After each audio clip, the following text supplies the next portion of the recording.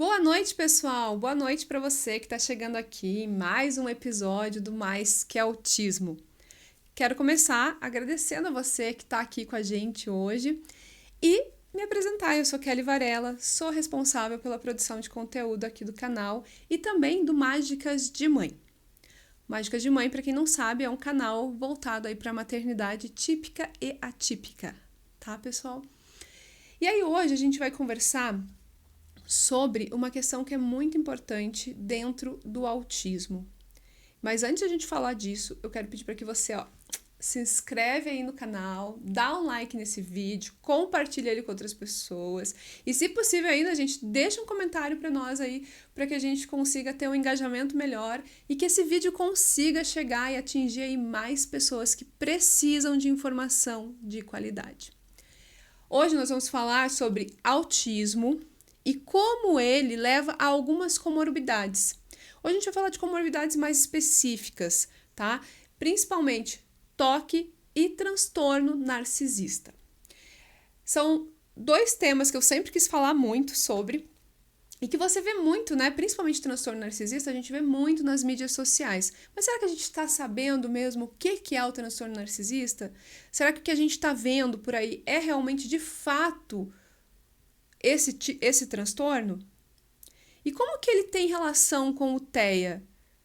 Será que uma pessoa autista também pode ter um transtorno narcisista ou um toque? E como que eu sei diferenciar quando é só toque, quando é só narcisismo, quando é só autismo? Quando eu uso a palavra só, né, gente, é tanta coisa que cada uma dessas coisas envolve, mas é interessante aí a gente aprofundar sobre cada um deles. E aí, para falar sobre isso, a gente chamou aqui a psiquiatra, a doutora Ivete Ferraz. Então, vamos passar a palavra para a doutora Ivete. E aí, eu quero começar agradecendo, doutora Ivete, por você ter aceitado, assim, vir conversar com a gente. E pedir já para que você se apresente para o público, diga quem é a doutora Ivete, onde que a gente te encontra, como que é o seu trabalho. Eu que agradeço, Kelly, obrigada, assim, pelo convite, pela oportunidade, né? Então, assim, eu sou médica psiquiatra, eu sou formada em medicina desde 1996, século passado. Mas daí eu sou psiquiatra desde 2006, né? Eu fiquei um tempo na clínica e tal. Trabalhei um tempo com dependência química, né? Implantação de CAPs e tudo. E acabei fazendo mestrado nessa área e agora eu trabalho só na parte de clínica, consultório e estimulação magnética. E por conta do boom de transtornos mais refratários, desde a depressão refratária, eu acabei indo mais também para um estudo mais profundo de neurodivergências, né? Então, desde o TEA, o TDAH, superdotação, né? Então, toda essa questão de neurodivergência. E é isso, hoje trabalho, né, com pessoal, com adultos ou acima de 12 anos, mais no consultório. E eu, nas redes sociais, eu tô no Instagram, né, que é o @doutora.ivete.ferraz. E a gente tem um canal no YouTube também. Um canal, aliás, que eu vi que vou deixar aqui embaixo na descrição, tá, pessoal? Segue, tem uns vídeos muito bons lá, com bastante informação, assim. E falando em informação, eu já queria começar perguntando para você, que você falou, né, daí acabei indo estudar a questão das neurodivergências, né? Existe hoje em dia um boom de diagnósticos de neurodivergências? Com certeza, por inúmeras razões. Uma é exatamente pelo ganho de esclarecimento, né, do próprio tema em si. Então, assim, a gente tem ali, a partir do DSM-5, em 2013, essa mudança da classificação do próprio autismo. Então, a gente sai ali do Asperger e o fato de virar um espectro já ia aumentar a diagnosticação. E aí a gente tem também, isso seria a primeira questão. Segunda questão, as pessoas começaram a se dar conta que teriam traços, né, de uma neurodivergência. Então, isso foi uma coisa também que fez com que os diagnósticos aumentassem. A terceira questão são assim, aumentar o número de casos. Então, as alterações epigenéticas, pela digitalização, aumentaram o número de casos. Então, a gente tem isso. E nós temos ali, que a gente até falou um pouquinho antes, que é esse movimento, né? Esse efeito pêndulo, né? Então, antes a gente tinha uma negligência diagnóstica. E aí, hoje a gente está no outro extremo. A gente está com uma hiperdiagnosticação.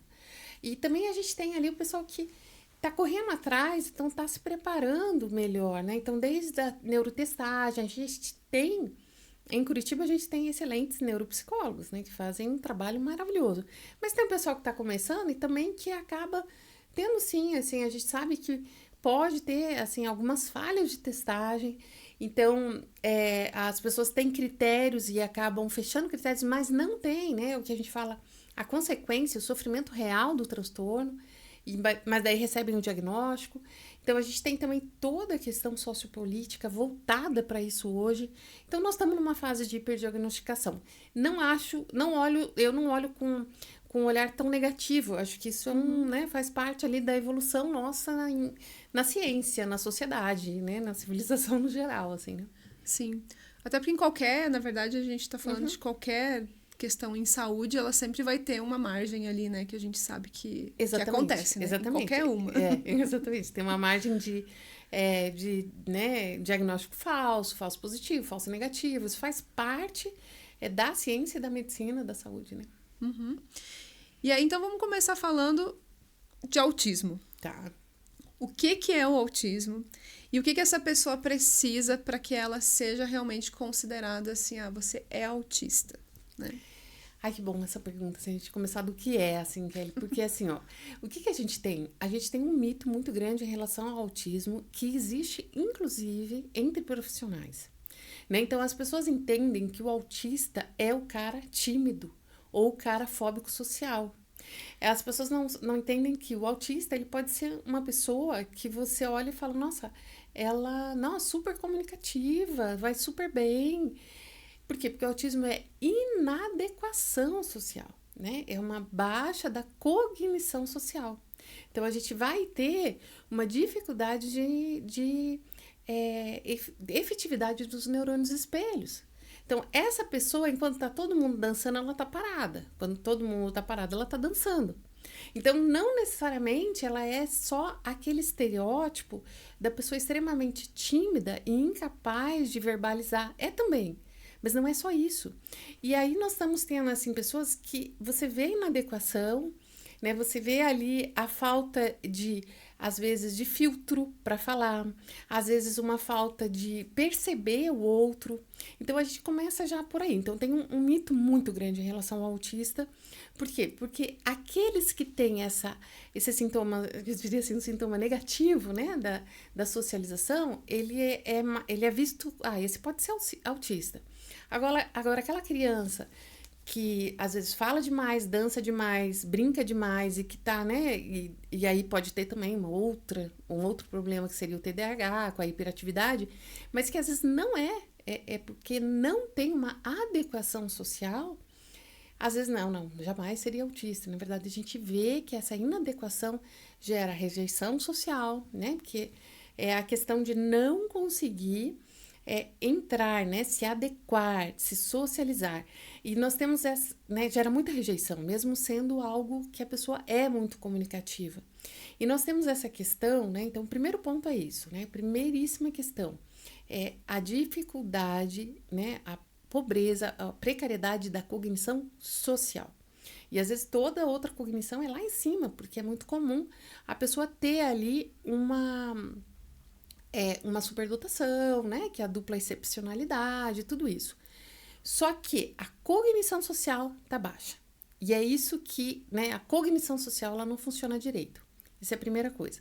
A segunda coisa que a gente precisa, também quebrando um mito, né? Do autismo, é quando o pessoal diz que o autista não tem empatia. Isso me dá 10 tipos de arrepio, assim. Quem não tem empatia é o sociopata. O autista pode ser muito empático. A partir do momento que ele consegue captar a realidade, né, do que aquela pessoa está comunicando emocionalmente, se ele observa sofrimento, ele é muito empático, né? O autista é sensível. Então, assim, às vezes essa coisa muito superficial, o autista não tem empatia. Não é isso. Ele tem a empatia em si, ele tem. Ele não consegue perceber, né, o que o outro está sentindo, né? Então, aí vai ter, né? Então, essa é uma questão, né, da empatia. O autista, ele vai ter, sim, as questões das né, as estereotipias, ele vai ter as questões repetitivas, né? Então, um foco só e muito repetitivo. Então, chama a atenção aquela pessoa que ouve 1000 vezes a mesma música, né? Então, gosta da música e repete, né? Às vezes, não é uma criança, não é um adolescente, é um adulto, né? Que Um adulto. tá curtindo ali, tá na milésima vez ouvindo, ou assiste um filme 1000 vezes, né? Então, vai ter sim essa questão repetitiva, né? Que é muito é restritiva, então é um filme, e repetitivo. Então, o autista aparece muito isso nas áreas de interesse. Isso aparece muito na infância, então vai ser a criança que ama dinossauros, que ama né, tudo sobre caminhão, tudo sobre, né? Então, assim, a gente vê isso, que é esse interesse mais restritivo e é extremamente aprofundado, né? Então, tem isso, que é muito do autismo. A gente vai ter, sim, maior sentimento, né? Voltando lá para o primeiro critério que eu trouxe, que é essa questão da baixa cognição social, vai ter um senso de não pertencimento muito grande. E eu acho que esse é o ponto de maior sofrimento, né? Porque, vamos dizer assim, a gente vai vivenciar, o autista vai vivenciar muitas rejeições, né? Conscientemente ou não. E as micro-rejeições, que são aquela coisa, um olhar, falar, ixi, quem que é esse tipo aí? Quem que essa aí pensa que é? Então, vai gerando um não pertencimento muito grande. Então, o autista vai ter, sim, esse sentimento, e é o ponto máximo de dor, né, de sofrimento, e a partir daí que a gente tem muito problema de transtorno depressivo e tudo, porque, vamos pensar, uma fase da vida como a adolescência, se já é difícil, né, toda a questão de pertencimento, para uma criança que tenha um TEA, essa questão de pertencimento é pior. Então, o não pertencimento é uma questão muito forte na criança autista, né, mesmo nível 1. Gera sempre, eu não pertenço, eu não faço parte, nossa, essa não é minha turma, aquela também não é minha turma, nunca é a turma, nunca está se sentindo de fato em casa. E o pior, isso pode acontecer, inclusive, na própria casa, na própria família, quando as pessoas estão desavisadas em relação a essa criança. E hoje a gente tem os escapes, né? Os adolescentes, eles se sentem pertencendo, por exemplo, em lives de jogos. Você pergunta para eles, você tem amigos? Tenho. Tenho. Quem que são? Não, eu não conheço eles presencialmente, eu não conheço eles fisicamente, mas eu conheço nas lives, a gente sempre conversa, nossa, os caras me entendem. Então, assim, isso fala muito em relação ao autismo, por quê? Porque numa live de jogo, às vezes eles não sabem o nome um do outro, eles sabem o apelido do jogo, né? O nome de guerra ali da pessoa. Eles não têm ideia como que a pessoa é, mas eles se sentem acolhidos. Veja que interessante isso, né? E que é revelador, né, em relação ao sofrimento. Então, nós temos isso, né? O autismo, ele é muito, muito real por essa questão do não pertencimento e da sensação sempre constante de rejeição, né? Então, é aquela criança na escola que não sabe por que ninguém fala com ela, mas ela também não fala, às vezes, também pela fobia social, né? É a criança que também pode desenvolver, né? E aí a gente já entra um pouquinho nas outras questões, ela pode desenvolver muitos problemas, tanto um transtorno de fobia, né, ansioso, de fobia social, um transtorno depressivo, como um transtorno de personalidade, né? Por quê? Porque ela vivencia aquela dor constantemente, né? Como se fosse um abuso emocional, né? Então, isso pode acontecer, sim. Então, assim, o autismo, ele tá ali enquadrado nos transtornos do neurodesenvolvimento. Então, Isso. essa pessoa, ela já nasceu autista. Isso, né? Isso mesmo. Então, assim, ele faz parte dos transtornos de neurodesenvolvimento. O que isso quer dizer? Quer dizer que lá na gravidez, no desenvolvimento cerebral, lá quando começou o mórula, blástula, tal, então, endoderme, ectoderme, mesoderme, já começa o desenvolvimento cerebral diferente, né? Então, o cérebro dessa pessoa nem nasceu, é um cérebro diferente. Mas é um cérebro diferente anatomicamente? Não necessariamente, né? Pelo menos não na macroanatomia, né? Na micro, né? Então, vão ser muito voltadas às questões funcionais cerebrais. Então, como que essas vias cerebrais se comportam, como que essa pessoa vai desenvolver tomada de decisões, como que essa pessoa vai desenvolver, por exemplo, a motivação, né? Toda a esfera da volição, que é o querer. Então, o autismo é esse transtorno de neurodesenvolvimento. E a gente falou um pouco que tem as questões epigenéticas. Então, assim, hoje, a geração que está nascendo de crianças hoje tem uma predisposição maior de autismo. Por quê?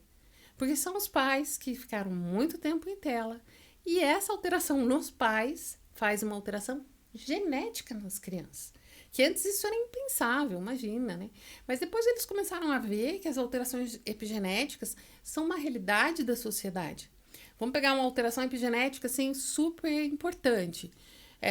Vamos supor, a humanidade começou mais ou menos na África. Naquela região, o sol é muito forte, a quantidade de melanina tem que ser maior.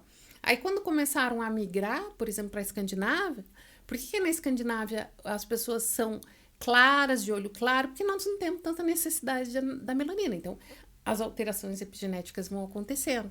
E nesse momento nós temos alterações muito mais importantes em relação à cognição social.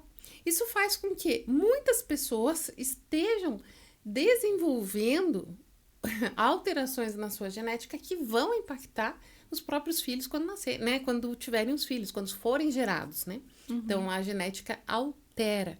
E nós estamos tendo isso de uma maneira muito a toque de caixa, né? Porque geralmente isso leva muitos anos. E nós estamos tendo, assim, décadas, assim, muito rápido, né? Pode levar séculos, alterações epigenéticas na humanidade. Então, por isso nós temos mais crianças nascendo com... Né? Então, é lá, né? Lá quando... Na concepção, né? Na doação da genética dos pais já. E aí, eu toquei nisso do neurodesenvolvimento, até pra gente entender, assim, quando é um autismo nível 2, ali para um 3 de suporte, essa criança vai ser mais facilmente diagnosticada, já enquanto ela é pequenininha. E aí, mas se a gente falar de um nível 1, provavelmente, e é o que aconteceu muito na minha geração, né? Não foi notado, porque era uma coisa que você digamos, mais sutil, você meio que se adapta e tudo entrou na conta de, a personalidade da pessoa é assim, acabou. Mas não sabe realmente o sofrimento que essa pessoa tá passando pra estar ali. E principalmente em mulheres, né? Que aí a gente vê mais difícil isso. E aí, tem no nível 1, geralmente agora a gente tá chegando nisso, que adolescentes, e aí os adultos estão recebendo o diagnóstico. Mas aí pra gente também explicar isso, né, de deixar claro, não é que a pessoa desenvolveu o autismo só na adolescência ou só na vida adulta, né, doutora Joy? Exatamente. Então, a pessoa nasceu com autismo. Né? Então, assim, a gente tem sim diagnósticos em adultos.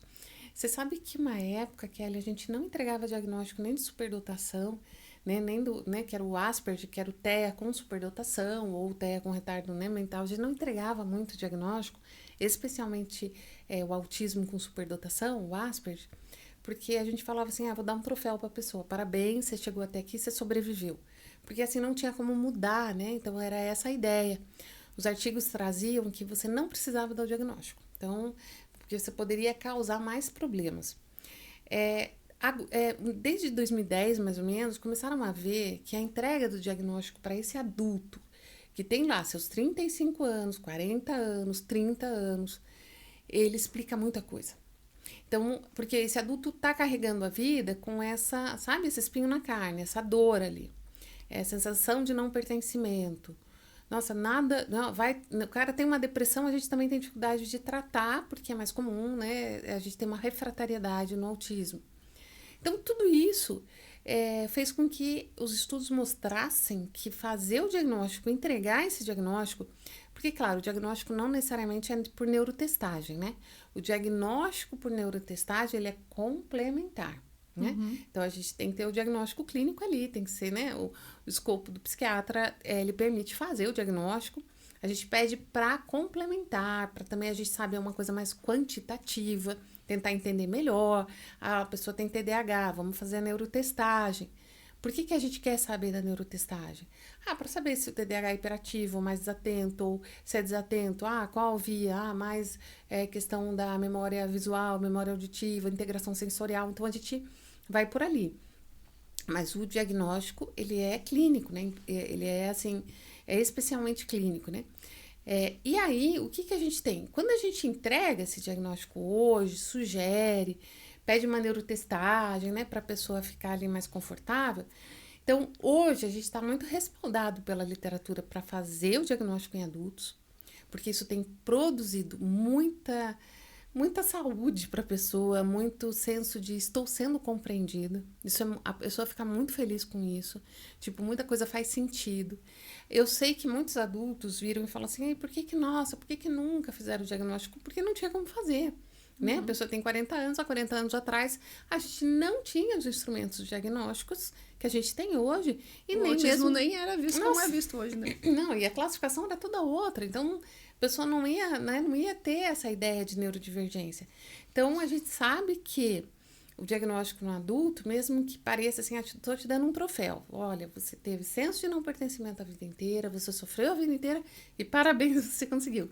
Então, hoje a gente sabe que não é isso, né? Que a pessoa, ela se sente muito compreendida. Existe uma questão terapêutica por si só na entrega do diagnóstico. Muita coisa faz sentido. É muito comum, Kelly, quando a gente entrega diagnóstico para adulto, que a pessoa faça assim o escudo diagnóstico, né? Que tudo é porque ele é TEA, tudo. Porque a pessoa às vezes fica impactada, né? Fala, meu Deus, agora tudo faz sentido. Tarará. Então é comum esse escudo, né, do diagnóstico. Mas no frigir, né, dos ovos, no final do dia, vale a pena a pessoa ter o seu diagnóstico ali do TEA. Vale a pena também por quê, né? Obviamente quando é TEA. Porque essa pessoa também pode fazer uma programação genética, ela pode saber, olha, quando eu tiver filhos, né? Ou quando essa pessoa ainda não tem, né? Eu preciso ficar de olho. Se a pessoa já tem filhos, ela vai ter que ficar mais de olho ainda. Né? Vale a pena testar nas crianças. Essas crianças são jovens, né? Tem ali, olha, já vamos começar a fazer movimentos para prevenir as consequências, né? De um autismo nível 1. Porque, que nem você falou, o autismo nível 1, especialmente se ele for associado a uma superdotação, ele passa batido. Mas o sofrimento daquela pessoa não passa batido, né? Uhum. Então, isso é uma coisa bem importante, assim. Porque aí também, eu sempre falo, né, que a superdotação, as pessoas só olham pelo lado bom da coisa, super, né? Super algo, né? Mas ela também tem o superdotado, não todos, a gente sempre gosta de falar, não é todo mundo, mas traz uma autocobrança muito grande essa pessoa, assim. Então, ela também acaba tendo alguns sofrimentos, principalmente dessa autocobrança e a cobrança que a sociedade diz, não, você tá perfeita, ali você já, né, vai dar conta sozinho. E aí, se eu tenho uma dupla excepcionalidade junto, fica muito batendo uma coisa com a outra e daí você sofre mais ainda, porque você pensa, como que eu não consigo fazer aquilo? Exatamente. A superdotação, assim, que nem você falou, nem sempre é o lado bom. Na verdade, a superdotação, ela não é um transtorno, mas especialmente na clínica, se eu observo que a pessoa tem superdotação, ela, pra mim, eu já trato como é uma neurodivergência e a gente tem que cuidar porque essa pessoa tem um sofrimento extra. É como se, assim, na prática de vida, tá? Se uma pessoa, né, tem aquela frase, a ignorância é uma bênção e tal, e realmente tem um QI que é um QI mais fácil ser feliz, né? Você pega o QI de 90 a 110, a gente brinca que acima de 100 é mais fácil ganhar dinheiro, né? De 100 a 110, né? São os grandes empreendedores, não tem altas habilidades, não tem superdotação, e os caras são, assim, espertíssimos, de 100 a 110. 90 a 100, nossa, é o pessoal mais feliz que tem. Então, assim, a gente precisa entender isso, que existe na prática, eu sei que a literatura ainda não corrobora tanto, mas na prática de vida, vamos dizer assim, na prática do consultório, eu vejo isso com tanta clareza. Então, quanto mais alto o QI, não é tão fácil ser feliz. As adaptações são mais difíceis. Por quê? Pensa em você enxergando soluções que ninguém enxerga. Né? Então, por quê? Superdotação é uma neurodivergência, tá? Então, começa por aí, tá? Olhando de um prisma diferente. Você tendo respostas que ninguém mais tem, mas que também ninguém entende o que você está tentando falar. Porque pega ali uma dupla excepcionalidade, vê, né? Se a pessoa tem uma superdotação, mas não tem um favorecimento de linguagem, que é comum no TEA, essa pessoa não consegue expressar o que ela de fato está querendo. Então, aí nós temos mais um ponto para não ser compreendida, né? Porque no TEA a pessoa é a pessoa pouco compreendida, é a pessoa que sempre vai causar de alguma maneira, né? Se ela consegue se defender ali com recursos para socializar, ela sempre causa e não é compreendida, né? Eu achei interessante, tem aquele seriado The Chosen e eles colocaram a figura do Mateus, que é um dos 12 ali, né, que Jesus escolheu, eles colocam como uma figura de autista. Não sei, né, o quanto que isso realmente faz sentido, né, na parte histórica, mas eles colocam uma figura de autista. E eu estava assistindo uma entrevista com esse moço, que inclusive é indiano, porque a Índia é onde tem mais os superdotados, né. E aí ele fala assim, o Mateus, na verdade, ele era odiado ali, né, entre os discípulos e tal, ele é não compreendido. Ele falou assim, nossa, eu passei a amar o personagem, porque eu percebi que ele não era compreendido, né? Ele tinha boas intenções, mas ele não é compreendido. Isso é muito comum na superdotação também, né? Então, o superdotado, ele tem muitas ideias, ele tem... Só que a massa, né? O senso comum, que é maravilhoso, o senso comum, não descartando, né? O senso comum é que move muito, né? A humanidade, a civilização, mas ela não compreende, né? Então, vai excluir, vai perseguir. Então, se a gente vê os grandes, assim, destaques, vamos pensar do século passado e desse século, vamos pegar ali o cara da Apple, Steve Jobs. Ele vai lá, ele tem uma visão que ninguém tinha tido, né? Ele põe lá, eu quero um computador pessoal, Lisa, não sei o que e tal, né? Que para quem assistiu o filme, acompanha a história, mas ele sofre uma exclusão dos colegas dele, do próprio grupo que ele criou. Isso é clássico. Né? Porque é um arrogante, porque não sei o quê. E aí aquilo vira assim uma profecia autorrealizável também dentro da realidade da pessoa superdotada ou do autista. Então, a superdotação, quando a gente vê superdotação, para mim é sempre alerta, não é benefício. Porque assim, tá bom, mas você vai falar, mas o Steve Jobs criou tal. Cara, eu não sei o preço que esse cara pagou para fazer isso, né? Não foi um preço baixo, né? Graças a Deus ele chegou e talvez criou, né, viveu o propósito dele, mas ele poderia ter tido um quadro depressivo, ter se matado no meio do caminho. Então, a superdotação, ela é um ponto de preocupação, o superdotado não necessariamente é o cara que vai bem, a criança que vai bem na escola. O superdotado não necessariamente vai se dar bem na vida profissional, muito pelo contrário, porque ele tem uma repetição de frustrações e desmoralização, e aí vendo o próprio potencial não consegue, às vezes, ter uma função executiva adequada, justamente porque está nesse sofrimento da superdotação, de não se sentir compreendido, né? Às vezes ele tem que fazer um esforço muito maior para ser compreendido, para realizar aquilo que ele quer realizar. Então, a superdotação a gente vê como um ponto de preocupação. Não é necessariamente um transtorno, por enquanto, eu acho que vai virar, mas ele é um ponto de preocupação. Eu vejo que aquela coisa, né? Tua cabeça está funcionando lá na frente, mas o mundo ainda não está lá na frente, o mundo está aqui ainda. E você que está tendo as ideias para que ele vá lá para frente. Só que daí às vezes você não tem a ferramenta, às vezes você não tem o apoio. E eu digo, agora as coisas são mais ágeis, né? Tecnologicamente falando. Mas antes nem tecnológicas você tinha.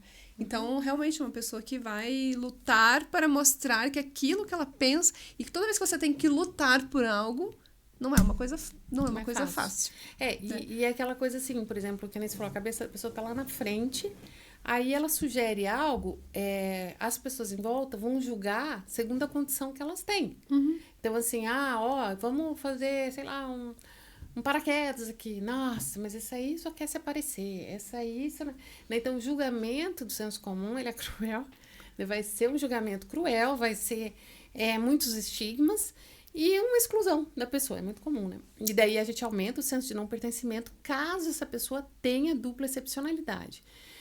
Eu tenho casos de pessoas, assim, geniais, né? Então, que estão lá no nível de genialidade e que são completamente disfuncionais, né? Completamente disfuncionais, porque já desenvolveram um quadro depressivo muito grave, né? Então, superdotação, para mim, é alerta. Eu vejo, assim, com pesar, quando eu vejo um adulto com superdotação, né? Por mais que ele tenha se colocado, colocou no mercado de trabalho, que bom, né? Que bom que ele, às vezes, tem uma estrutura, emocional que lhe permite continuar produzindo. Mas é uma pessoa que tem um plus de sofrimento, né? E vamos explicar, assim, a gente... Para as pessoas que a gente recebe muito pai, mesmo adulto que tá chegando aqui não entende, mas o que que ela tá falando, assim, de ser disfuncional no meu dia a dia? O que que é isso, né? Então, disfuncionalidade é assim, ó. Cada etapa da vida, a gente tem tarefas, né? Então, na infância, você tem tarefas. Do 0 aos 2 anos, aquela criança tem tarefas. Ela vai aprender a andar, ela vai aprender a, né, falar, ela vai aprender especialmente o controle dos esfíncteres, né? Uma das tarefas, que são os marcos psicossociais e tal.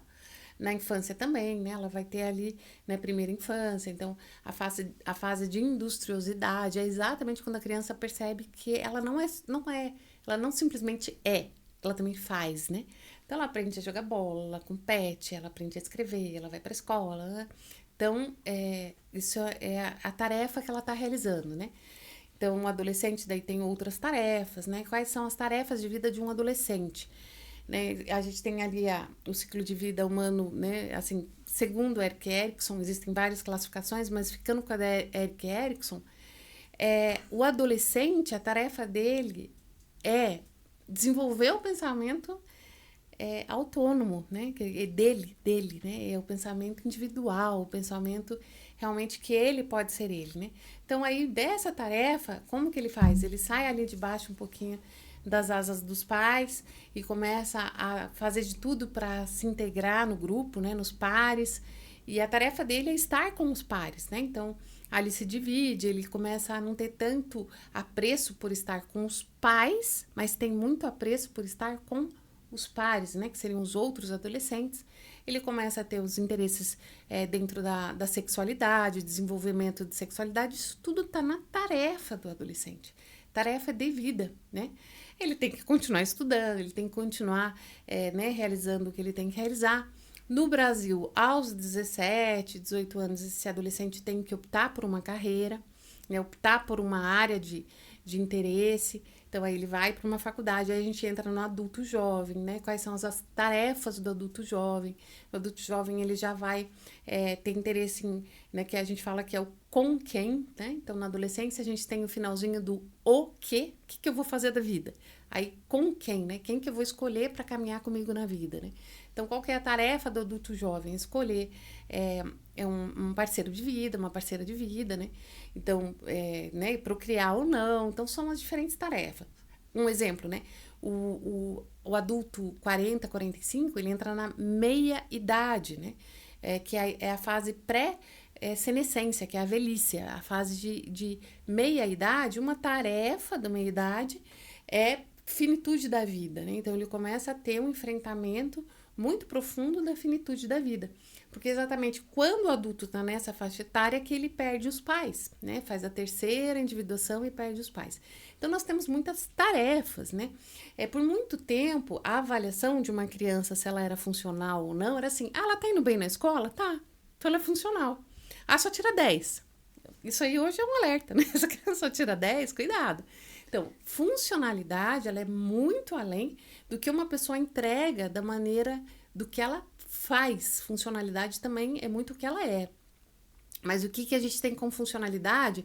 Por exemplo, um adulto, né? Então, um adulto né, formado, né? No Brasil, a gente tem ali primeiro, né, que seria o ensino superior e tal. Então, esse adulto tem o ensino superior completo, é uma pessoa que você chega, que você vê que tem conhecimento, mas não entrou no mercado de trabalho. Então, esse adulto não fez uma tarefa. Aí, ele não entrou no mercado de trabalho, né? Às vezes é o pai de família, o provedor, ou a mãe de família que é a provedora, mas não consegue entrar no mercado de trabalho. Ou tá no mercado de trabalho e não para em lugar nenhum. Entra, sai, entra, sai, entra, sai. Por quê? Porque tem uma inabilidade social. E às vezes, por conta de tanta frustração, a pessoa nem entra mais, não quer nem tentar. E aí essa pessoa, às vezes ela tem uma formação lá em cima, e que a gente fala overqualified, então ela tá lá em cima na formação dela, porém, o que ela entrega é muito aquém. Ou pior do que isso, ela não consegue entregar nada. E nós somos seres societários. Então, exatamente aquilo que nos dá identidade social na nossa função também nos nutre, né, afetivamente, né? Eu falo assim que desde o oi pro porteiro do prédio, pro motorista de ônibus, pro motorista do Uber, isso aí tudo é troca, né? Lógico, né? A troca é maior ou menor, mais profunda, mas tudo isso é troca. E aí se eu tenho uma pessoa, ou, né, dentro das redes sociais, ela tá fazendo essa troca, ela tem ali, né, ela entrega, ela recebe, né? Tipo, isso é fantástico, isso é a nossa natureza humana. Então, disfuncional é a pessoa que não está vivendo, está muito aquém da sua tarefa de vida, está muito aquém do que ela poderia, do seu potencial. E às vezes realmente é uma pessoa que né, tá completamente anulada, assim, né? Então a gente tem os quadros psiquiátricos, eles podem levar à disfuncionalidade, né? E aí, quando fala quadros psiquiátricos, né? Que eu acho que é bem importante a gente entrar nessa parte, assim. Do autismo, então, assim, nem tudo é autismo. Beleza. E aí vem muitas confusões, eu acho, porque aí também pode ser que a pessoa seja autista e tenha mais alguns quadros psiquiátricos, né? Eu queria entender, assim, por exemplo, a diferença entre um autismo e um TOC, né? Quando que eu sei que é autismo e eu sei que, por exemplo, a pessoa... Hoje a gente ouve muito, outro termo que a gente ouve muito, que eu queria abordar um pouco, que é a questão do narcisismo. Ah, aquela pessoa é narcisista. Mas aí o que é o narcisismo? E daí também tem a confusão, porque às vezes eu acho que o autista é narcisista, mas, sabe, confundir tudo com autismo também, assim? Excelente pergunta, Kelly, porque assim, ó, vamos começar falando um pouquinho do TOC, tá? É muito comum nos meninos, né, nos homens autistas, a gente ter o desenvolvimento de comorbidade TOC, tá? Transtorno obsessivo compulsivo. E isso começa lá na infância. O TOC, por que ele pode ser confundido com autismo? Porque ele vai ter as questões repetitivas e restritivas na parte compulsiva. Ele vai ter também a questão da estranheza, né? A pessoa, ela tem ali um comportamento meio estranho. Por quê? Porque na parte obsessiva, né, que seria o pensamento, esse menino, essa criança, TOC não é só de menino, mas é mais prevalente em homens, ele vai estar, né, com esse pensamento, né, com essa questão obsessiva, ele tá ali em sofrimento. Então, ele chega num lugar, né, aquela criança chega num lugar e tá ali parado, né, pensando. Então, às vezes pode ser compulsivo, às vezes pode ser obsessivo. Então, o TOC, ele não é uma patologia estrutural, como é o autismo, ou um transtorno de personalidade, isso é estrutural. O TOC é um transtorno que gera muito sofrimento, é um dos transtornos mais difíceis da gente acompanhar, porque, né, desde a resposta, entrar em remissão é um sonho, né? O que é remissão? Ele tem os períodos, às vezes, né, de muitos sintomas, aí entra em remissão, às vezes entra em remissão do nada, na história a pessoa conta, eu fiquei mal, mas depois fiquei bem. E às vezes a gente não consegue fazer com que entre em remissão e tal. Mas o TOC, ele se confunde, porque da parte externa, daquilo que a gente vê, parece, olha, esse cara fica, né, ele gosta de ouvir a mesma música, por exemplo. Mas não, ou vai e volta na mesma música, ou vai estudar, lê, volta. Daí fica na verificação, né? O TOC tem muita verificação. O maior sofrimento do TOC são dos sintomas obsessivos, né? Então, nos sintomas obsessivos, a gente, quando tá ali acompanhando o paciente, a gente, né, eu costumo usar diferentes termos, assim, mas é como se ele tivesse uma central nos sintomas obsessivos que manda nele. Então, por exemplo, você faz uma pergunta para mim, eu não posso responder a não ser que a central me libere para responder. Então, você pergunta algo para uma pessoa com TOC e ela fica ali. E daí, os pais, quem tá em volta, falam, meu Deus, ele não tá nem respondendo. Mas ele tá ali, posso perguntar e se eu responder aquilo? Né? Então, ele tá elaborando aquilo, ele tá num sofrimento por aquilo, mas ele não tem a autorização para responder. Não é um sintoma psicótico, não é como uma desorganização psíquica da esquizofrenia, não é isso. Mas ele tem que ter, é como se ele tivesse uma coisa de tanta perfeição, até para responder, até para pensar, que ele fica obsessivo, e isso gera trocentos tipos de sofrimento, de disfunções, de problemas. E, assim, o sofrimento no toque é muito grande, né? Então, a gente costuma, às vezes, ver o toque como aquele cara lá do Aviator, né? Que é aquele filme que o cara ficava lá e tal, que ele tinha uma compulsão por lavar as mãos. Pode ter, né? Pode ter os sintomas compulsivos com a maior predominância. Mas o toque obsessivo, ele é terrível, tanto quanto. Então, do lado de fora pode parecer a mesma coisa, mas não é. Né? E o toque, ele torna a pessoa, assim, insuportável quando ele é leve ou moderado. Porque é aquela pessoa que chega aqui e fala assim, ai, olha, teu cabelo tá aqui, olha isso aqui. Aquela pessoa absurdamente crítica, mas ela não consegue não falar, ela não consegue ver os pontos que estão fora do lugar, né? Então, a gente tem vários tipos de toque. Então, toque de simetria, toque de estética, toque, né? E é mais aquela pessoa é insuportável, porque você tá pensando num problema muito maior, em coisas muito mais... que na tua cabeça você pensa muito mais essenciais ou substanciais, e a pessoa vira e fala, ai, tem que arrumar aquele filme. Né? Então, assim, é aquela coisa que a pessoa fica obsessiva, ela patina muito e ela atrapalha quem tá ali. Então, eu tenho uma paciente que ela falou assim, doutora, eu vim aqui porque quem precisa estar aqui é meu marido. Ele é insuportável. Ele é insuportável, eu tô ficando doente por causa dele, tá. E ela falava algumas coisas que eu falei, nossa, né? Aí você fala assim, mas será que ele tem um transtorno de personalidade narcísica? Indiretamente eu tava pensando nisso. Quando eu atendi, ele é toque. Ela sonhou que tem um toque leve e moderado, que foi trabalhando com esse toque a vida inteira.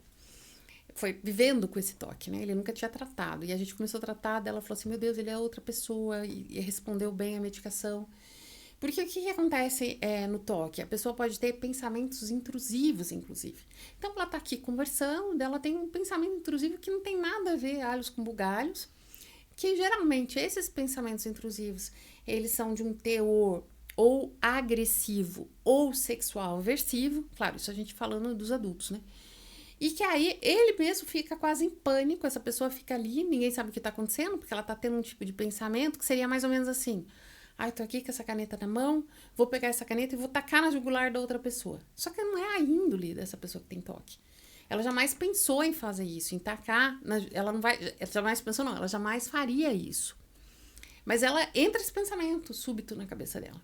E aí ela fica assustada com o que ela pensa, com o que ela vê, as imagens representativas, né? Não é um transtorno psicótico, tá, pessoal? Mas é um transtorno que gera muito sofrimento. E que a pessoa tem uma crítica muito grande. Eu não deveria estar pensando isso. Eu não deveria ter visto essa cena. Eu tenho uma paciente que eu já falei outras vezes, hoje ela já faleceu, mas ela tinha 82 anos e ela chegou chorando, falando assim, doutora, eu parei de ir na igreja. Ela era católica. Eu falei, por quê? Ela falou, porque eu vou pra igreja e eu fico vendo cenas, na minha cabeça, fica entrando cenas de Jesus tendo sexo com Maria. E aquilo é horrível pra mim. Nossa, imagina quantos princípios ela quebrava numa única imagem representativa. E ela falou assim, eu não posso mais ir pra igreja. Ela falou, não posso ver isso, que vem essas cenas. Ela falou, doutora, eu nunca assisti um filme pornográfico, é como se fossem cenas pornográficas. Então, é um pensamento intrusivo, com conteúdo sexual aversivo, que tá estragando ali tudo que ela quer fazer. Então, no toque, especialmente na predominância dos sintomas obsessivos, o que a gente tem? Uma dificuldade muito grande de controle do próprio pensamento. É como se a pessoa não pensasse o que ela quer pensar. Só que com a crítica preservada. Ela sabe que não deve pensar isso ou aquilo. Diferente, por exemplo, num transtorno psicótico, né? Em que a gente tem uma desorganização psíquica. Então, isso é... Eu vou só linkar aqui com o autismo, né? Só pra fazer assim. Por exemplo, no autismo eu coloco as coisas... Digamos, eu organizo. Mas é pra aquilo lá vai me deixar bem, né? No toque, se eu não organizar, aquilo vai me deixar mal, na verdade, né? Isso mesmo. Ótimo. Aí, por exemplo, a rotina. O autista tem uma questão muito de rotina. Mas porque aquilo vai ajudar ele a se organizar para poder fazer as coisas de uma forma adequada. E já no toque, eu tenho que ter a rotina, porque se eu não tiver a rotina... Parece que eu tô falando a mesma coisa, mas não é, né? Eu tô... É isso mesmo. Então, por exemplo, é como se no autismo eu tenho que organizar em prol do resultado. No toque, é um apego ao processo. O processo não pode ter falhas. Tem que ser assim porque tem que ser assim. Né? Gera muita angústia na pessoa, né, que tem o toque. E tem aquela coisa também... Tem um filme muito bom, que é o Toque Toque. É um filme espanhol. E aí ele mostra vários tipos de toque lá. Então, não é só um. Então, ele vai ter realmente aquela que lava a mão e dela não consegue encostar na maçaneta, mas alguém, né, tipo, vai lá. Aí tem o cara que ele só pisa em linhas, e se ele não pisar em linhas, ele vai... Alguém pode morrer, são as associações frouxas. A outra que sai de casa e a chave ela esquece, então ela já tá no ônibus, ela desce do ônibus, ela volta, ela desce e volta. Tipo, isso é uma loucura, na verdade, verificação. Né? Ela pegou a chave, mas ela fica verificando se ela pegou ou não. E aí, mas às vezes ela tá lá no ônibus, ela pensa, puxa, deixei o fogo ligado. Então ela volta de novo pra casa várias vezes. E então isso gera essa coisa dos pensamentos intrusivos, né? Eu descobri isso porque a USP está fazendo uma pesquisa que é para verificar se as pessoas com toque têm algum gene específico, né? A parte genética mesmo. E aí lá vieram vários questionários mesmo, perguntando de coisas de pensamento mesmo. Que a gente fala, nossa, mas isso é toque. A gente só imagina o toque, essa coisa visível, física, né? De fora. Só o que as pessoas veem de fora. Só o que tá todo mundo vendo ali. E aí, tipo, mas gera um sofrimento muito grande. Eu tenho uma... Até uma amiga de uma amiga, assim, né, no caso, que ela não consegue utilizar o banheiro se não for o da casa dela, porque ela vê essa questão dos germes e aquilo vai, né... Toma uma proporção enorme. Enorme, gigante, então ela não consegue. Então ela fica 9 horas sem ir ao banheiro. Mesmo que ela queira, ela não vai. Então, assim, pra ela ir, ela vai ter que ir na casa dela, só que é longe, então ela não vai. Então, pra ver como isso vai gerando... Daí vai trazendo outras questões de saúde pra pessoa, né? Com certeza, com certeza. Eu tenho paciente, você falou, isso é interessante, eu tenho pacientes com toque, eu tenho uma paciente com toque que ficou 9 dias sem evacuar. Uma paciente jovem, 9 dias sem evacuar. Então, uma coisa assim, tipo, causa um monte de problemas, a pessoa tem que ir para um pronto-socorro depois. E você estava falando também, eu lembrei de um caso que eu tenho, que a menina, ela é adolescente, ela fez um toque, né? Como eu falei, é mais comum em homens, mas a gente encontra em mulheres também. E ela não... Tudo que ela fazia com os pés. Então, ela tinha uma boa flexibilidade. Então, ela abria a porta com os pés, ela abria a porta do carro com os pés. E aquilo foi tomando uma proporção. A mãe dela chegou e começou a chorar e falou assim, eu não aguento mais isso. Ela não podia pegar nada com a mão, tudo com os pés. Ela falou assim, minha filha parece assim... E aí ela colocava as duas mãos para trás. Ela falou, eu não tenho uma filha que tem problemas com os membros superiores, que, né, teria uma questão física, mas ela se comporta como se ela não pudesse usar os membros superiores, né? Não pode usar as mãos para nada. E aí, às vezes, ficava 4 horas parada no meio da sala, porque tinha que esperar alguém pegar um negócio, porque ela não podia pegar por causa dos germes. Então... para vocês verem a alteração comportamental que os pensamentos geram, né? É uma coisa, assim, incrível e nunca é uma, né? Assim, o impacto na família, né? O impacto em quem está em volta. A pessoa pode adoecer, né? Quando você estava falando ali, também falou dessa parte de... Eu fico pensando, então eu não dou a resposta imediata. Eu fico pensando até eu conseguir dar aquela resposta, né? Que também pode ser confundida aí no autismo, que a gente fala, às vezes, aquela crise de ausência, que às vezes eu tô no autismo, mas eu, tipo... né? Parece que eu desligo ali, por algum motivo. Aí também posso confundir, não, é autista porque não tá me respondendo quando eu pergunto. Exatamente. Então, o que a gente pergunta, às vezes, também para ver a questão do toque, que ele, ao longo da história, a gente fala assim, na infância, ele tinha alguma mania, alguma coisa? A mãe fala, não. Aí, quando você pergunta pra pessoa, né, por exemplo, um adulto, ele fala assim, eu tinha assim, eu tinha que colocar a blusa, tinha que ser 1, 2, 3, 4.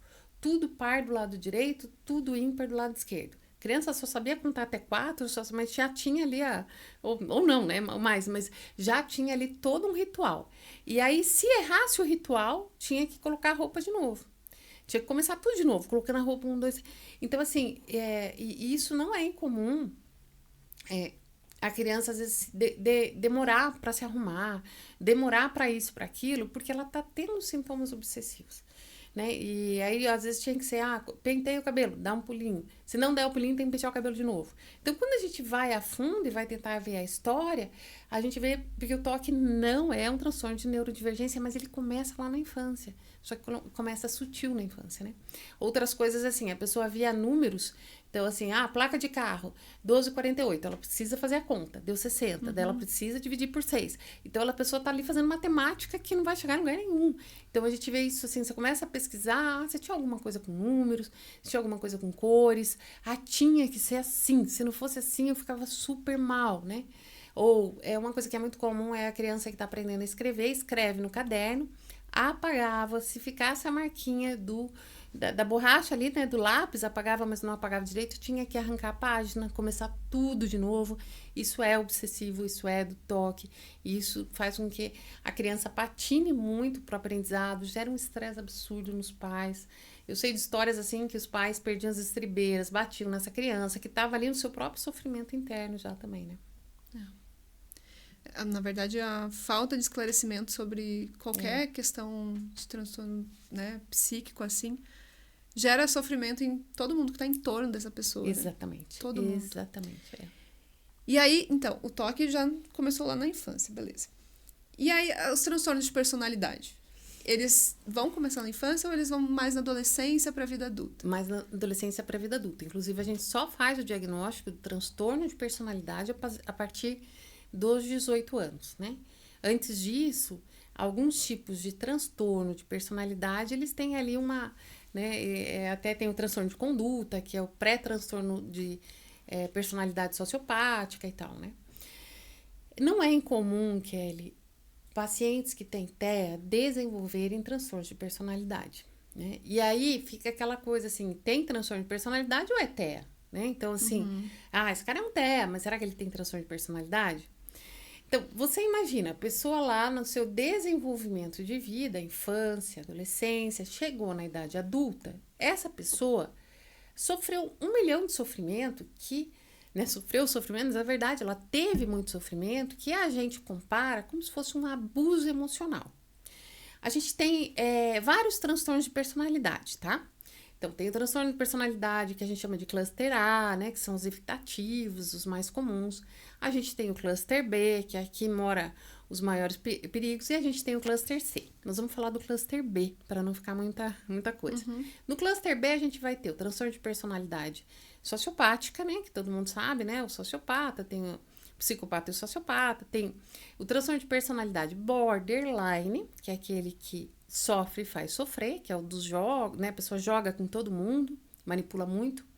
Transtorno de personalidade narcisista, que é o máxima prevalência nas redes sociais, né? E aí a gente tem o transtorno de personalidade histriônico, que é o teatral, não necessariamente de alguém que faça teatro, mas aquela pessoa excessivamente dramática, né? Então, tudo no cluster B. E às vezes se confunde um traço com o outro. Por quê? Porque são os transtornos que manipulam, que tentam manipular. Quando a gente fala transtorno de personalidade narcisista, é muito importante a gente entender que o narcisista, ele não é o narcisista das redes sociais, né? Então, é narcisista.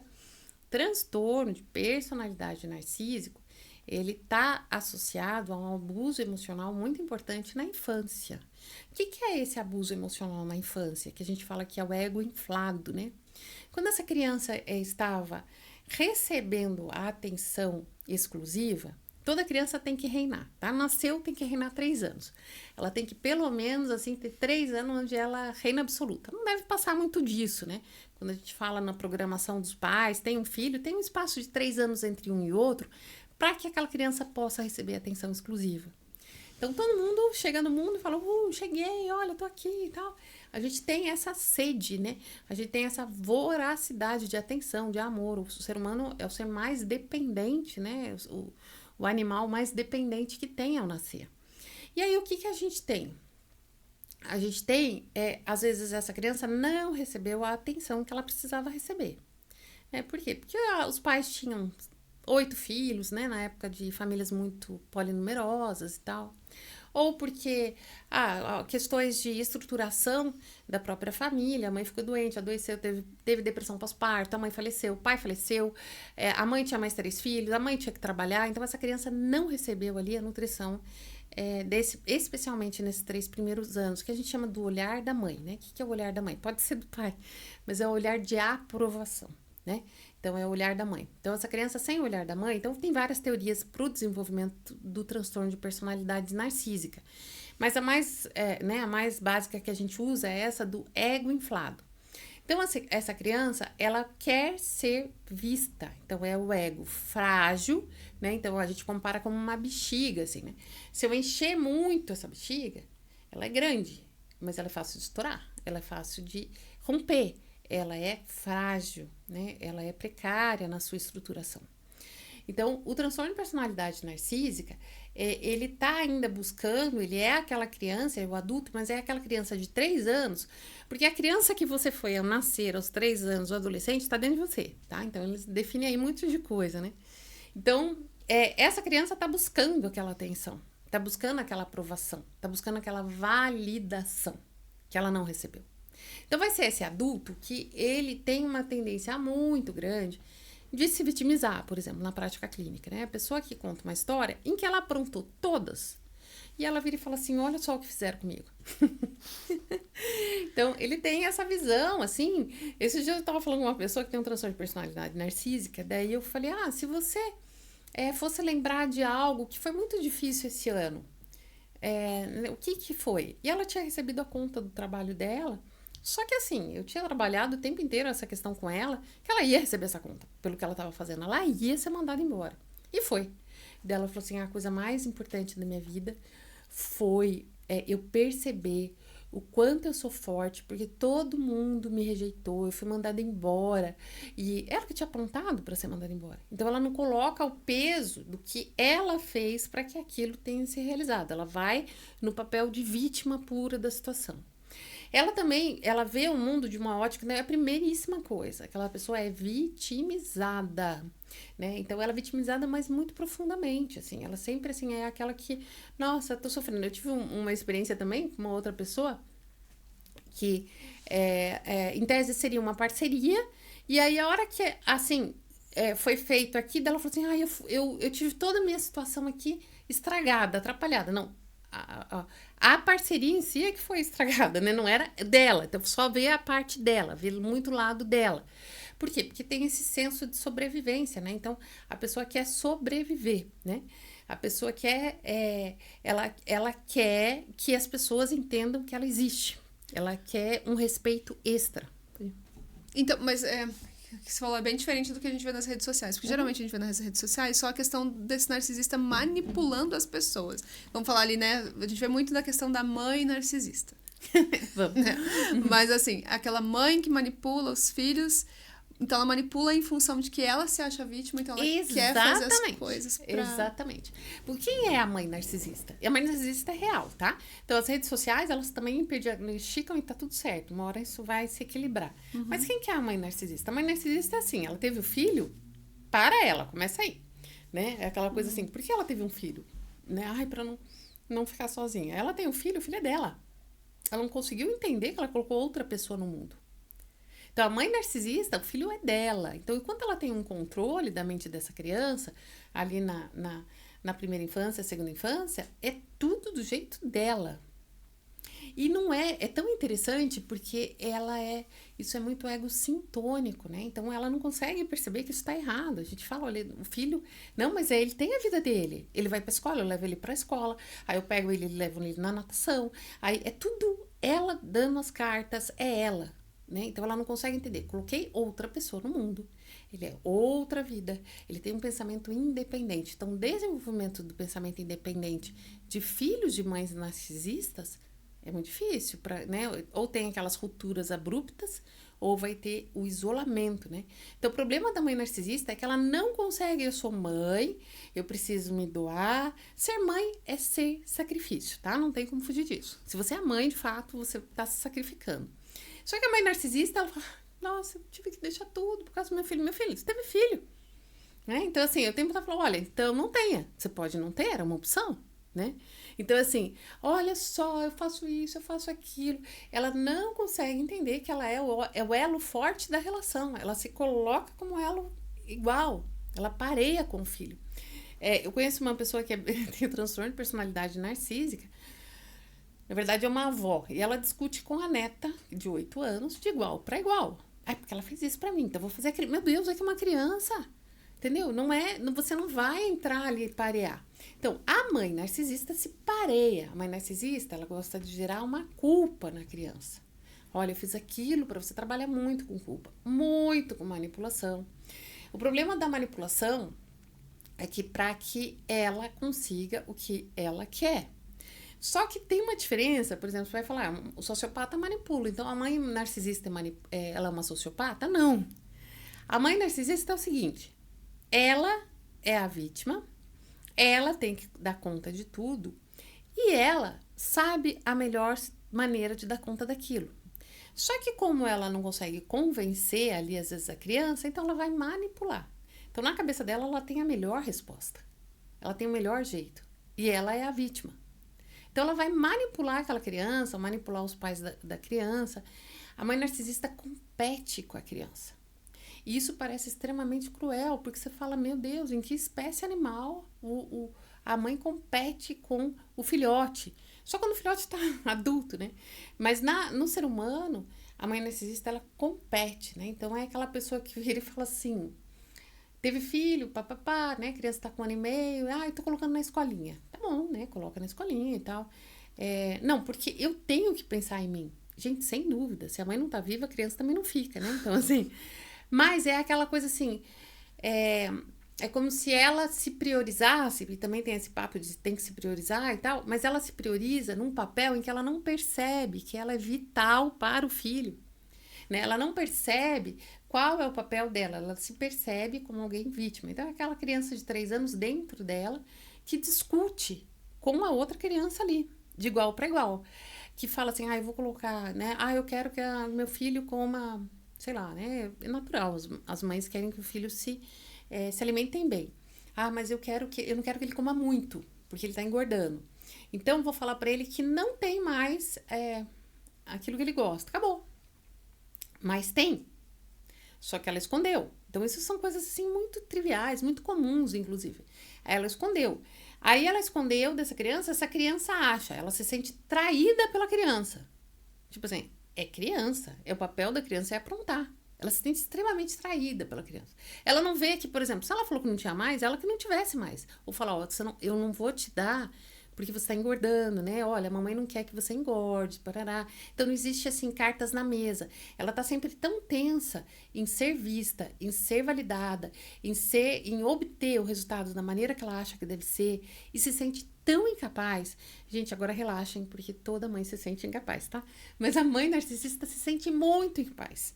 E aí, qual que é o escudo, né? Qual que é a defesa inconsciente? É achar que tem toda a razão do mundo, que ela vai fazer daquele jeito. E aí, a mãe narcisista não quer que o filho tenha pensamento independente. Então, toda vez que o filho tiver uma opinião diferente dela, isso seja na infância, na adolescência, e a entrada na adolescência de crianças filhas de mães narcisistas, é um sofrimento, assim, né?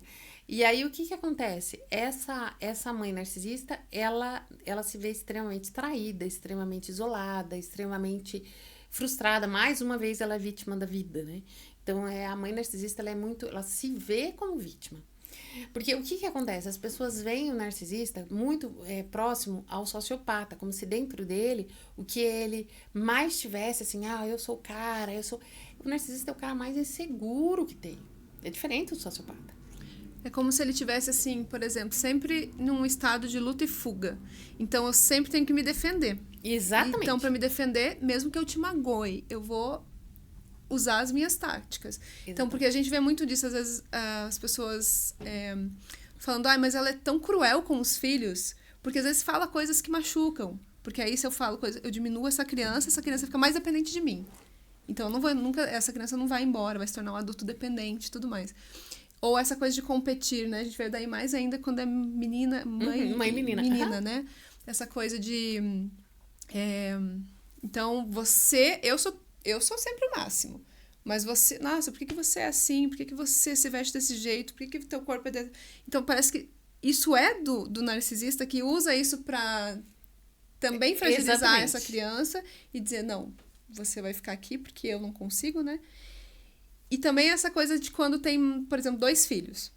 Então, tem a menina e o menino. Aí o menino, ela isso, quero saber se é. Uhum. Então, eu idolatro aquele, mas eu diminuo lá embaixo. Porque você não é como seu irmão. Porque você não sei o quê.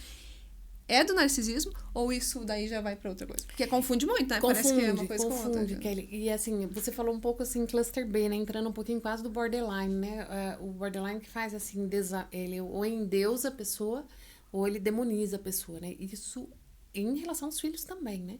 e faz comparações e tal. É um pouco assim, e a gente vê nos narcisistas, né, os traços, às vezes, de borderline, né, que é um outro transtorno de personalidade. Agora, uma coisa importante em relação ao transtorno de personalidade narcísica, que eu acho que é fundamental falar, é que a pessoa que tem o transtorno de personalidade narcísica sofre muito. Né? Então, a gente vê ali o sofrimento, o ponto de vista dessa pessoa, da vida dela e dos outros, é alterado, né? Que é próprio do transtorno de personalidade, que nem eu falei, é estrutural. Então, é um padrão o prisma dela de vida é um prisma enviesado. Então, ela não vê assim, eu vou te diminuir porque você merece sofrer. Ela fala assim, eu vou te diminuir porque você me machucou. Então, aquela criança só foi criança. Aquela criança falou uma bobeira, né? Sei lá, ai, mãe, você tá gorda. Agora você vai ver, entendeu? Então, é muito comum, assim, essa coisa do ressentimento excessivo dentro do narcisismo. Então, são pessoas que elas são a própria ferida.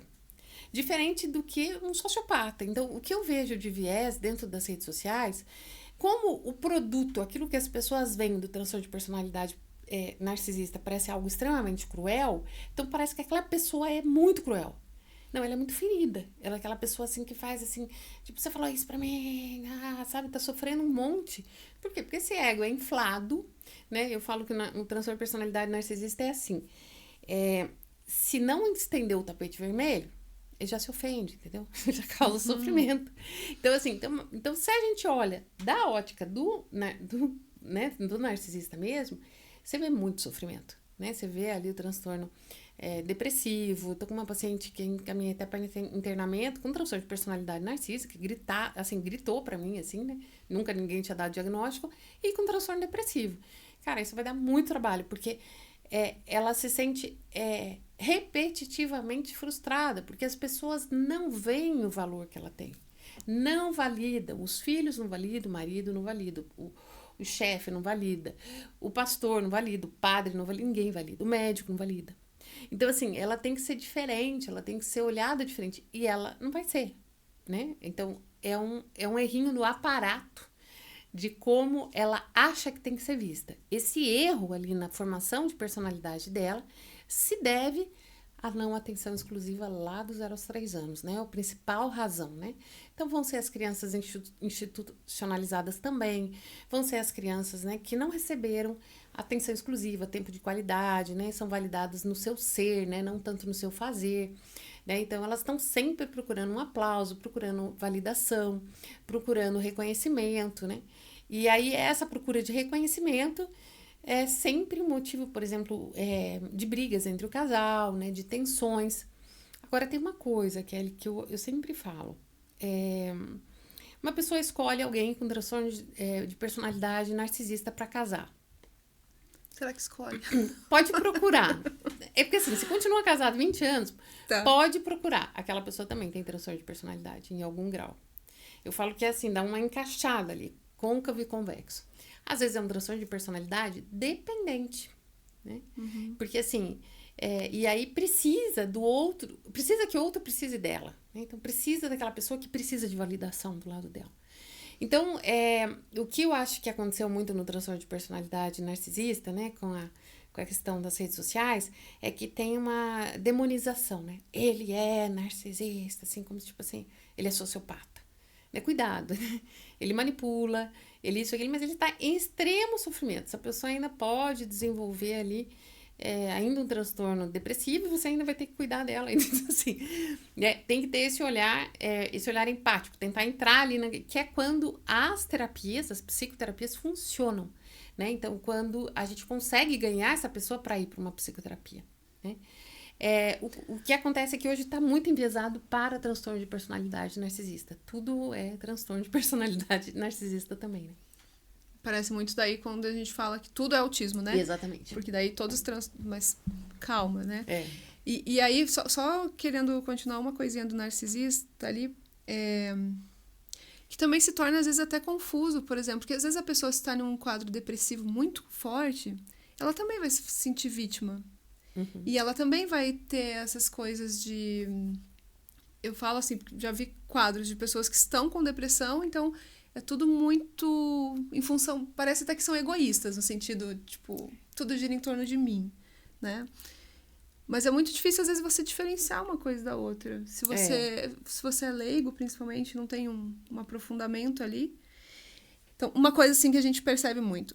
A gente percebe que ele é narcisista, mas ele não percebe. Isso.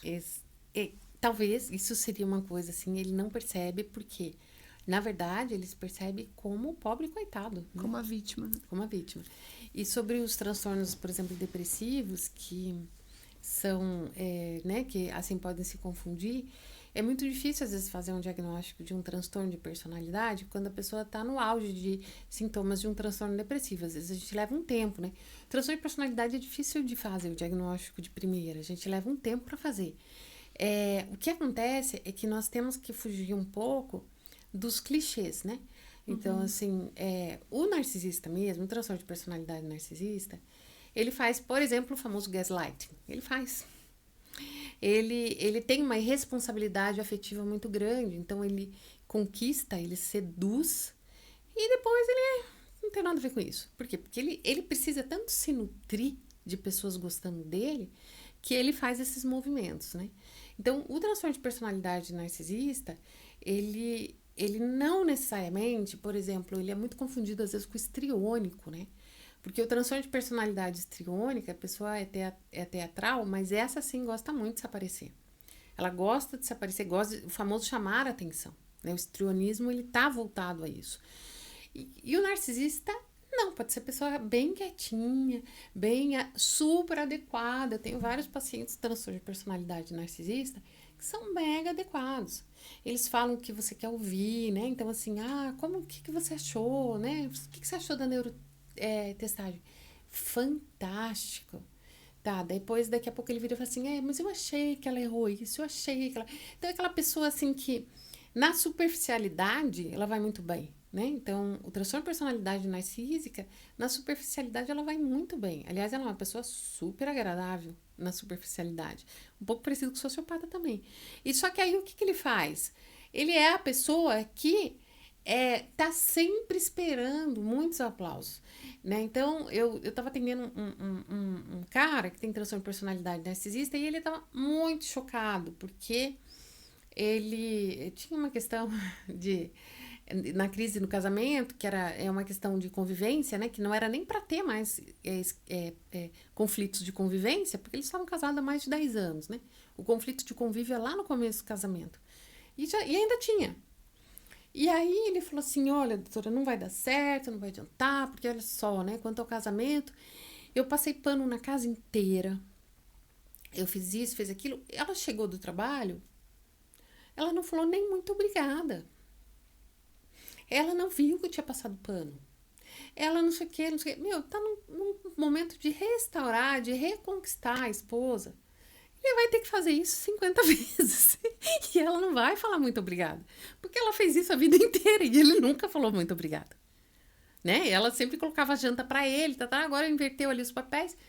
E assim, eu falei, tá, mas e quantas vezes você falou muito obrigada quando chegava em casa, a casa tava limpa e a janta tava na mesa?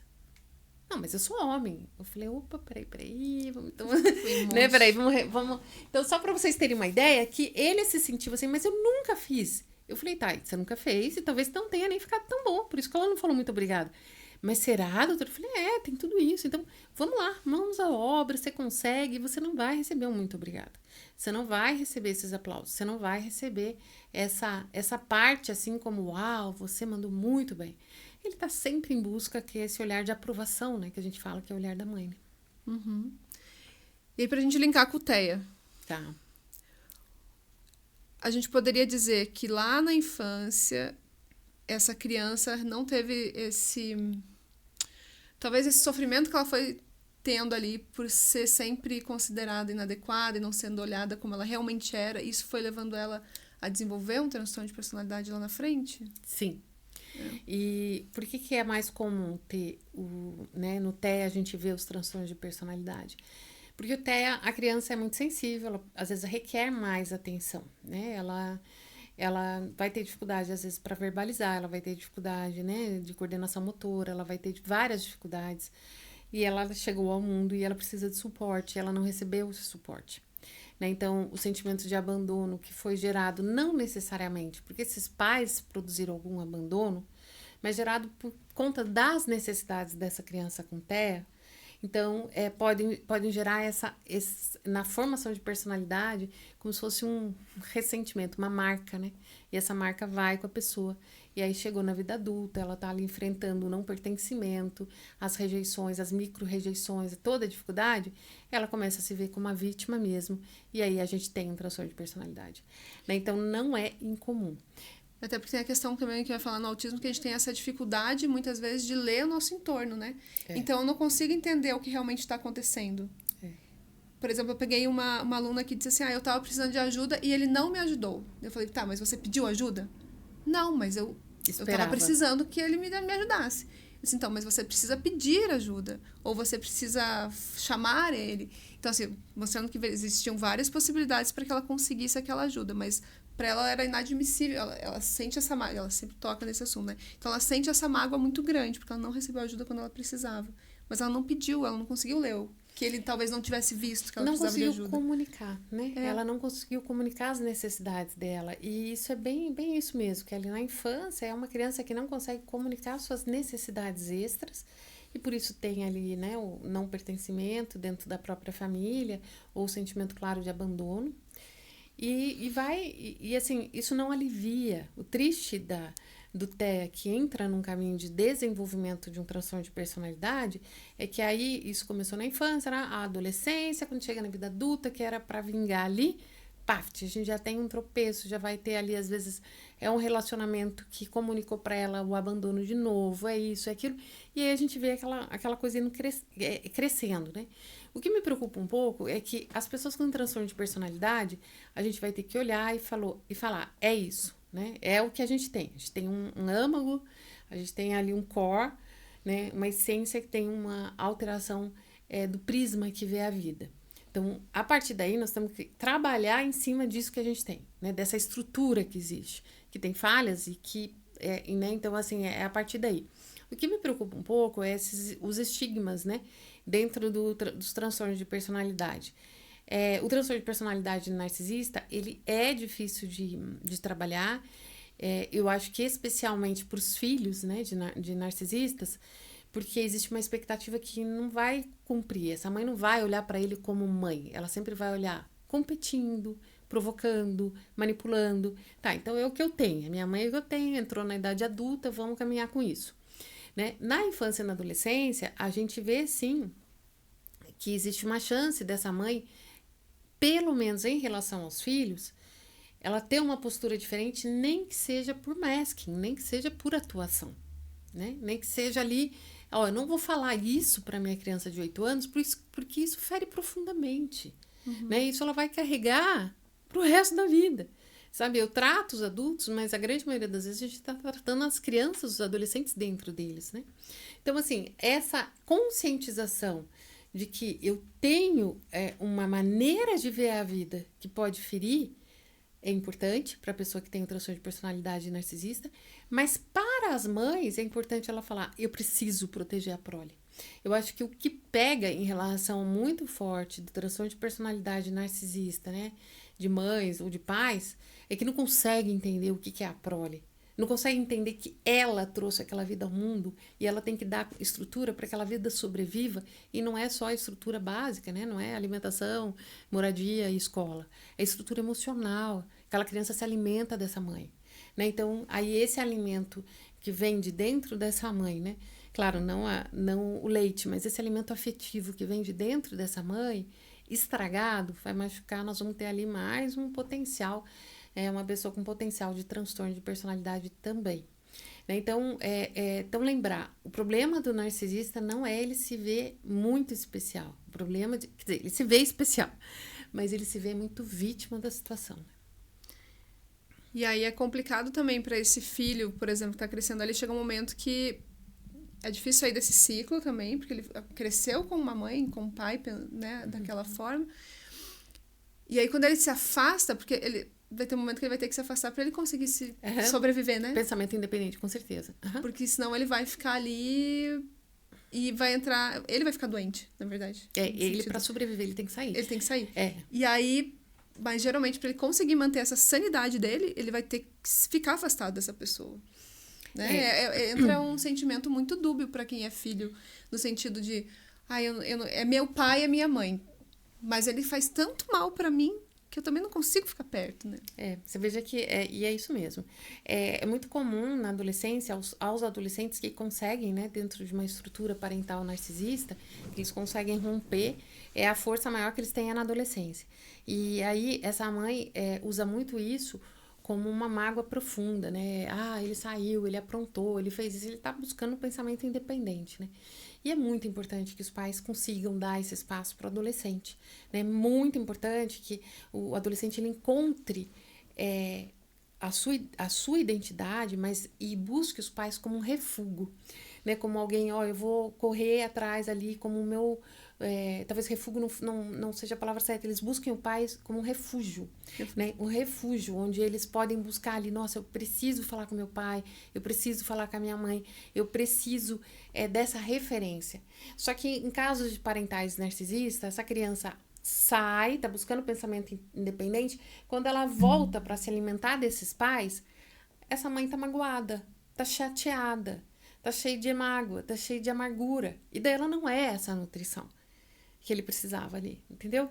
Então, assim, a gente vê nessa fase adolescente, assim, eu sempre falo para os meus pacientes adolescentes, vamos aprender a nos proteger disso, né? Os pais não são perfeitos e se tem transtorno de personalidade, eles precisam se proteger disso. E os pais não entendem que as crianças precisam se proteger deles, das falhas deles. Eles não admitem isso. Agora, você imagina para uma pessoa com transtorno de personalidade narcisista que acha que entregou tudo que podia. Alguém fala, sabe tudo que você entregou? Aquela criança precisa desenvolver escudos disso que você entregou. Ela se sente extremamente ofendida, né? Então, eu fiz o meu melhor. Não interessa se você fez o teu melhor, né? Teu filho tem que ser ele, né? Então, a gente vê, assim, essas rupturas muito graves, muito complicadas. E a gente vê muita ferida no meio disso, né? Muita ferida, assim. Então, acho que a gente... Vamos partir aqui para o nosso encerramento. Uhum. Hoje, né? Já tinha convidado para a gente falar de outras coisas que depois legal. no futuro. Uhum. Então, como que a gente consegue... Eu, como mãe, como pai, que estou responsável ali por uma criança que é autista ou que tem uma outra neurodivergência também, que a gente acabou nem entrando muito na superdotação e no TDAH, né? Mas também acredito que vão acabar desenvolvendo algum transtorno se a gente não cuidar bem ali. Qual que é esse olhar que eu tenho que ter para essa criança, assim, para evitar, né, que ela também tenha aí mais uma comorbidade associada, que já é tão difícil o autismo em si, lidar com esse sofrimento que gera. Então, como que eu amenizo esse sofrimento, né?